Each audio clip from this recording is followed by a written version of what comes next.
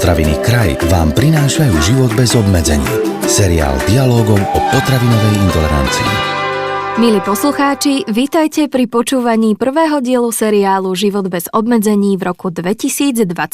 Budeme sa v ňom rozprávať o obezite, ktorá si rozhodne zaslúži našu pozornosť, napríklad aj preto, že významne ovplyvňuje kvalitu života. A hoci môžeme mať pocit, že o tejto chorobe už vieme všetko, s pánom doktorom Petrom Minárikom, odborníkom na zdravý životný štýl, sa dnes presvedčíme, že ešte zďaleka nie. Poďme na to. Pán doktor, budeme chváliť, alebo práve naopak? Ako sme na tom s výskytom obezity u nás na Slovensku a kto je na tom horšie? Či sú to ženy Slovenky alebo muži Slováci? Obezita sa vyskytuje v každej krajine vo veľkom počte obyvateľov. Slovensko na tom nie je ani najhoršie, ale nie je ani v tej lepšej polovice, v tej lepšej lige, čiže sme niekde v takom priemernom pásme. Ak zoberieme nadváhu, nadhmotnosť, to je tá prechodná zóna medzi normálnou hmotnosťou a obezitou, a k tomu ešte aj obezitu, neskôr si vysvetlíme, definujeme, čo je nadváha, čo je už obezita. Ak zoberieme obidve tieto skupiny, tak dá sa povedať, že z mužov 7 z 10 dospelých má nadváhu alebo obezitu a 6 z 10 žien má nadváhu alebo obezitu. V tomto zmysle sú na tom muži trošku horšie. Hej. Ak zoberieme len čistú obezitu s body mass indexom nad 30, tak je to narovnako. 25% z dospelej populácie mužov aj žien má čistú obezitu, teda bez nadváhy. Dobre, to bol pohľad na dospelú populáciu. A čo tá detská? Ako sú na tom s nadváhou a obezitou naše deti? U detí toľko tej obezity a nadváhy nie je ako v dospelej populácii, ale samozrejme je. A v roku 2012 sa robil prieskum na základných školách. Zistilo sa, že chlapci sú na tom o niečo horšie. Medzi 9 a 10% chlapcov vo veku 8 rokov má obezitu a nadhmotnosť spolu. Zase je to tá skupina spolu.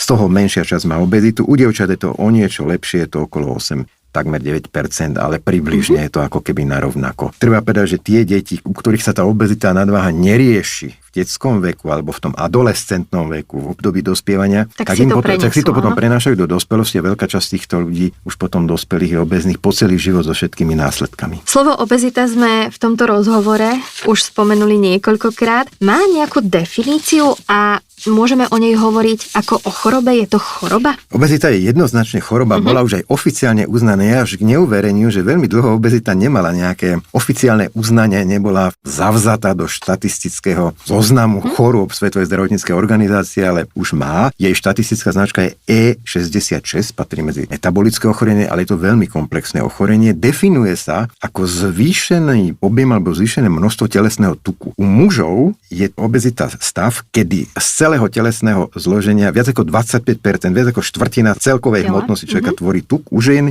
tam je to trošku benevolentnejšie vzhľadom na fyziologické rozdiely medzi mužmi a ženy nad 30%. Ak teda viac ako 30% z celej telesnej hmotnosti tvorí tuk u ženy, tak potom už je žena obezná. U mužov 25%, u ženy 30%. A aký je taký základný rozdiel medzi slovom nadváha a slovom obezita? Kde je taký možno prienik? To je skorej, nie že prienik, to je štádium. Spisovne sa vraj už nemá hovoriť nadváha a váha, nadváha, ale hmotnosť, nadhmotnosť, nie je to možno trošku tak čudne nadhmotnosť, väčšinou ešte stále hovoríme, dnes už nespisovne, ale zaužívanie, že nadváha. Čiže nadhmotnosť je určitá oblasť telesnej hmotnosti, ktorá je už nad normou, ale ešte nie je obezitou. Definuje sa to podľa indexu telesnej hmotnosti, podľa toho tzv. Body mass indexu alebo BMI. To vieme, že to je pomer hmotnosti k telesnej výške a vidú nám tam určité čísla a ako náhle má niekto to číslo medzi 18,5 a 24,9, teda do tých 25, je to normálna telesná hmotnosť. Nie je to ešte nadváha alebo nadhmotnosť. Ako náhle má niekto body mass index 25 až 30, presnejšie 25 až 29,9, tak už je to nadváha. Je to nadváha alebo spisovne nadhmotnosť. A keď má už niekto 30 a viac, 30 až 35 je tak prvý stupeň, 35 až 40 je druhý stupeň a nad 40 body mass index je najťažší tretí stupeň obezity. Pán doktor, aké sú najčastejšie príčiny obezity? Kto alebo čo za ňu môže. A pýtam sa to zámerne, pretože my veľmi často zvykneme hovoriť, že ale ja mám takú predispozíciu. Tá predispozícia dedičná môže byť u časti obeznej populácie, nie u všetkých, čiže aj bez dedičnej predispozície sa človek môže dopracovať do nadváhy úplne jednoducho, ale aj do obezity. Väčšinou tu ľudia, ktorí nemajú tú predispozíciu, majú obezitu toho ľahšieho, toho prvého stupňa. Tí s tou predispozíciou majú druhý až tretí stupeň obezity. Ale za podstatne dôležitejší faktor alebo množstvo faktorov, než je tá dedičnosť, sa pokladajú tie ďalšie s dedičnosťou priamo nesúvisiace faktory, a to sú tie faktory životného prostredia a životného štýlu. Obezita sa pokladá za tzv. Multifaktorové ochorenie. Je tam veľmi veľa všelijakých vplyvov a to je všetko už odpublikované a známe. Medzi príčiny obezity patrí rodinné prostredie a potom aj to makroprostredie, to socioekonomické prostredie v krajine, v ktorej žijeme. Máme krajiny, kde je vysoký výskyt obezity, kde viac ako 50% populácie má nadhmotnosť a obezitu. Máme krajiny s nižším výskytom nadhmotnosti a obezity. My patríme do tej prvej skupiny Slovenska. To nás veľmi zaujímalo. Ale keď niekto povie, že má rodinnú predispozíciu, často za tým nie je ani tá dedičná predispozícia, ale tie rodinné návyky. A tie návyky stravovacie, rovnako aj pohybové, sedavosť je v niektorých rodinách zavžitá a v iných rodinách sa žije veľmi aktívne a pestuje sa pohybová aktivita. To na to vplyvá veľmi. Potom je to samozrejme aj úroveň vzdelania ľudí, potom sú to aj rôzne kultúrne faktory, no a sú to aj určité obdobia v živote. My vieme, že niekto priberá vtedy, keď dojde u neho alebo u nej nejakej životnej zmene. Napríklad niekto nastúpi do zamestnania, kde žije sedavo. Potom to môže byť, že sa niekto oženil alebo sa slečna vydala a dostala sa zase do rodiny, kde sú iné stravovacie a pohybové návyky, než na aké bola zvyknutá. Potom je takým faktorom dosť významným aj spánok, spánkový rytmus. Nedostatok spánku sa zistilo, koreluje takisto s nadmocnosťou a obezitou a potom chronický stres. Navyše stres vedie k tej nespavosti u mnohých ľudí a toto môže takisto viesť často k obezite. Nálady, psychika. Vieme, že ľudia, ktorí sú rozladení dlhodobo, depresívni, takisto inklinujú k obezite. Niektoré lieky, ale hlavne je to zvýšený energetický príjem spojený s týmito faktormi a znížený energetický výdaj, teda tá nerovnosť medzi výdajom a príjmom energie.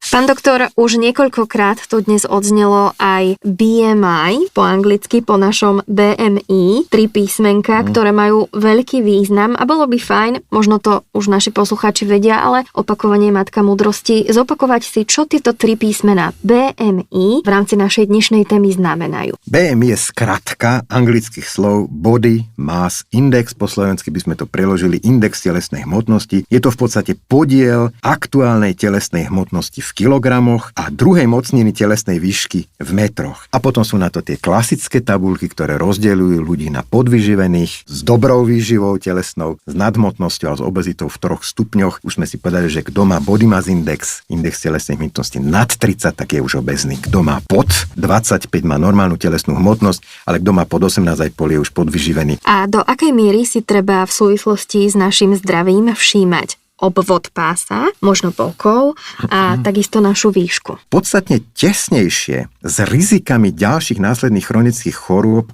než body mass index koreluje obvod pása. Obvod pása totiž to koreluje s množstvom tuku nielen v brušnej stene, ale aj v brušných útrobách. A tá obezita typu jablka, alebo ten mužský typ obezity, hoci je to už trošku nepresné označenie, pretože aj ženy majú veľký obvod pása s obezitou dnes, takže ten brušný typ obezity nie je daný len mužom, ale pochopiteľne obidvom pohlaviem je tesnejšie spojený s tými rizikami a preto sa má merať aj obvod pása. Muži majú v norme pod 94 cm a ženy majú pod 80 cm.